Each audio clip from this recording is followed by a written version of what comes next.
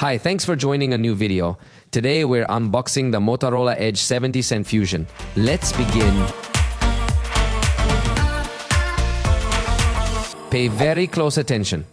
The initial launch price of this device in Mexico has been set at 10,999 pesos. This represents a significant increase over the previous generation, which cost 8,999 pesos. On screen, you are seeing reference prices in dollars. Just to give you an idea if you're not from Mexico, although remember the prices here are not the same as they are there. However, it must be said that in this case, Motorola generously includes the Motobots base as a gift, which definitely included in the price. That's the reason this generation costs more, as it comes with Bluetooth headphones, so it's important to take that into account. The reality is that it maintains many aspects similar to the previous generation.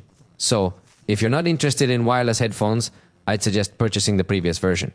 However, if you're intrigued by the set that includes wireless headphones, I genuinely believe the experience can be quite comprehensive. But how about we go ahead and take the device out of the box so you can become familiar with it?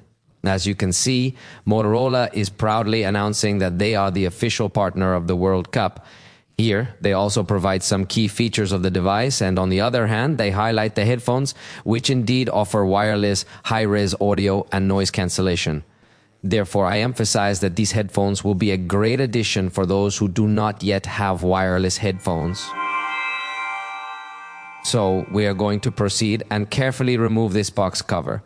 This will allow us to directly access the cell phone that's located over here. Let's take it out, and you should be aware that just as you might have guessed, it has that distinctive Motorola scent.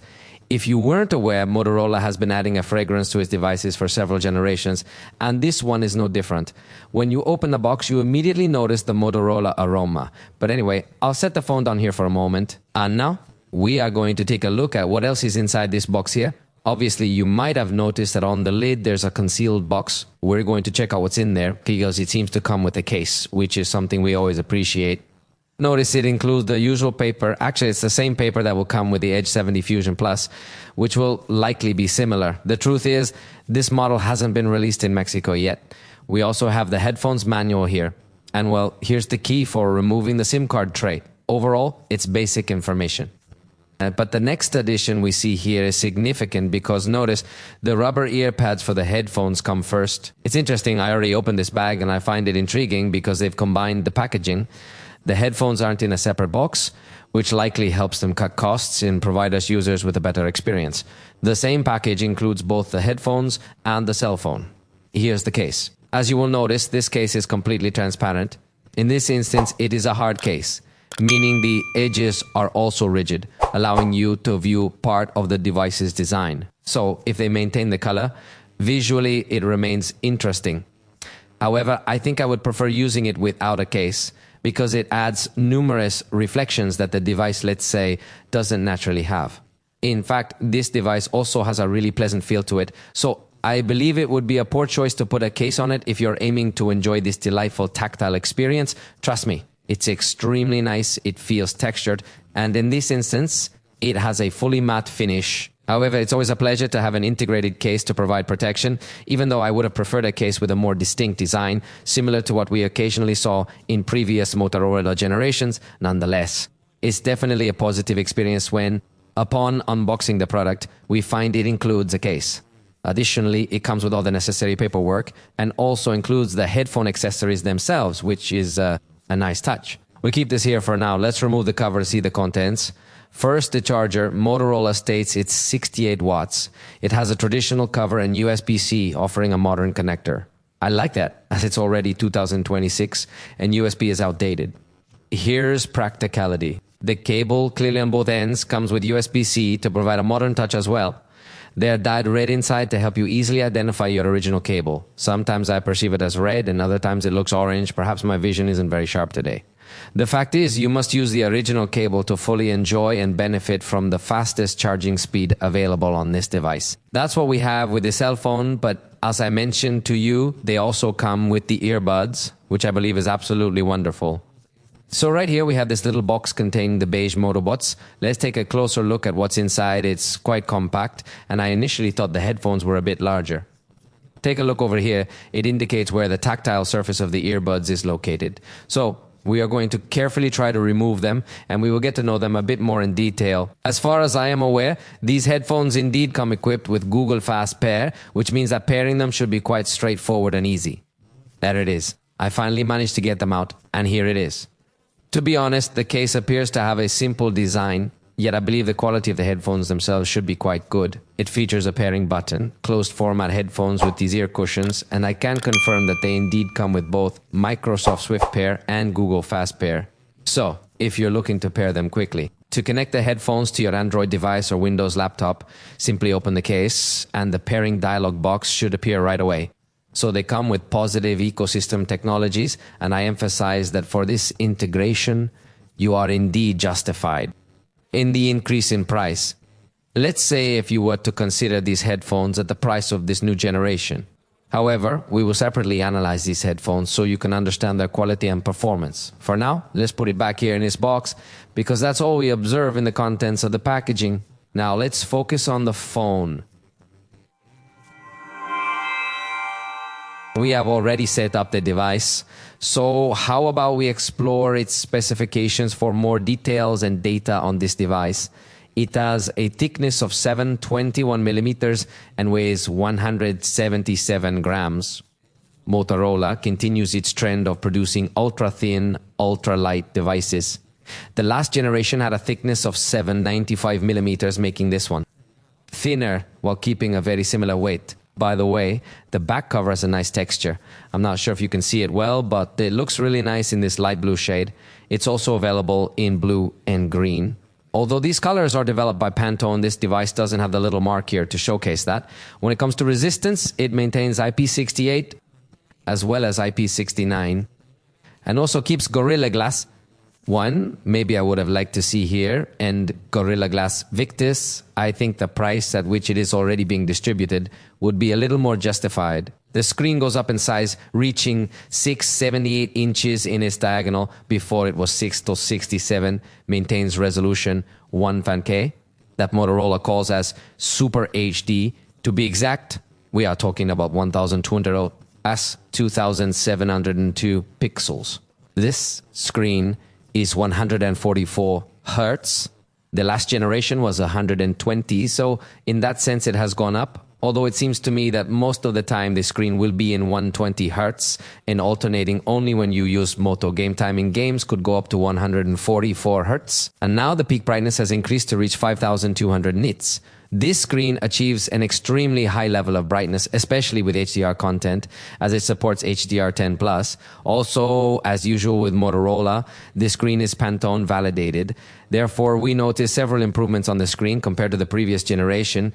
It is larger, has a higher refresh rate, and offers more brightness. It maintains stereo speaker configuration, one at the bottom and one in the earpiece area for calls with Dolby Atmos. Yes, I must say that the sound is perceived totally mid-range. It does not have much presence of bass frequencies, but, well, if we have a feeling of white sound. The front camera is 32 megapixels with f2.2 aperture and fixed focus. Photos will be 8 megapixels due to merging. For high resolution, access settings, but it's best to keep standard resolution to benefit from pixel merging. And right there, you can see on the screen how the capture before taking the picture shows us that it still lacks perfect optimization in backlit conditions.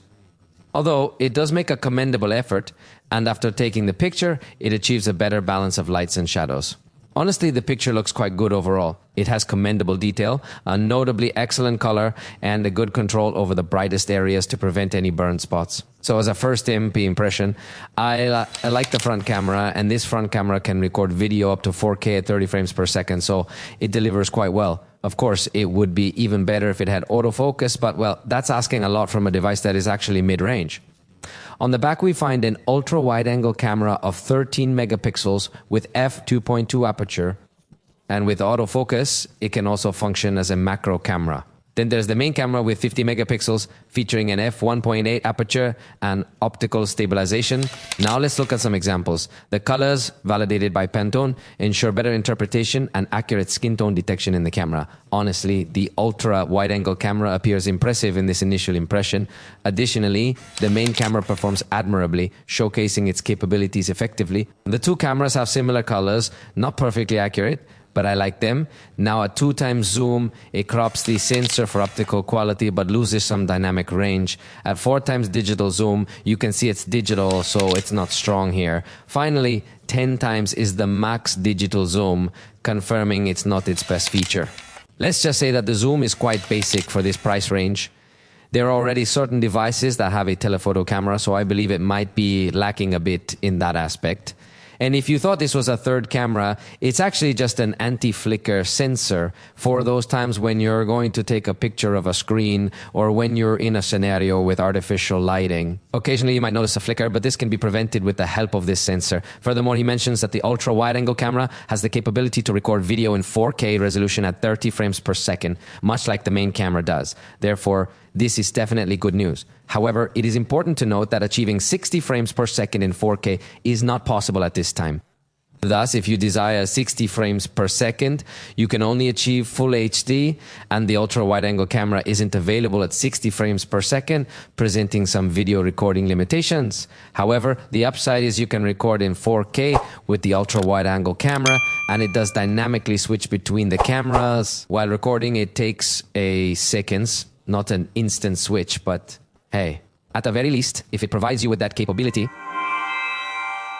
The battery still has a capacity of 5,200 mAh and continues to support 68 watts charging, with the charger included in the box naturally. So in terms of the battery, there are no changes from the previous generation. However, there is a change in the processor, which I will discuss shortly, and this processor change directly affects the battery. Therefore, we will conduct our tests later to see the impact. At the moment, it seems that fast charging is disabled by default on every Motorola device. Therefore, you need to verify this setting in the system.